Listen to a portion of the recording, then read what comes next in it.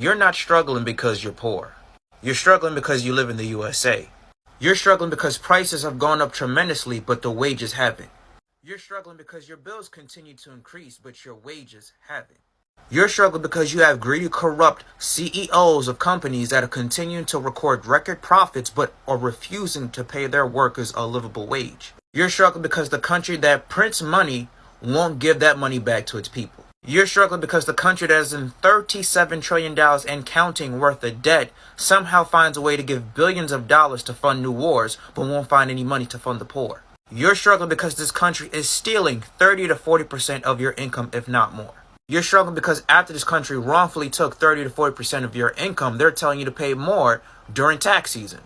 You're struggling because homes that used to cost $150,000 to $200,000 10 to 15 years ago are now costing $400,000 if not $500,000. You're struggling because those starter homes that used to be seen as affordable are now being bought by large corporations. You're struggling because rent was under $1,000 10 to 15 years ago is now costing almost $3,000 for a one bedroom. You're struggling because these greedy landlords continue to increase the rent.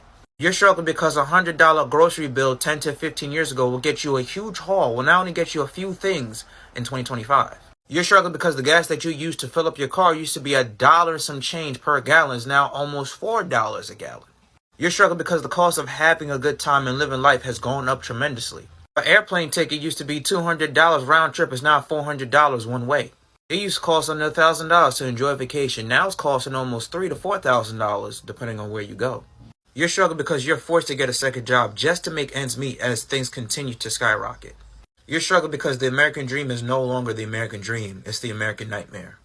People definitely do not want to live a nightmare. Let me know your thoughts in the comments. And if you want to hear my thoughts, click on the link below. It will take you to the related video. Ciao.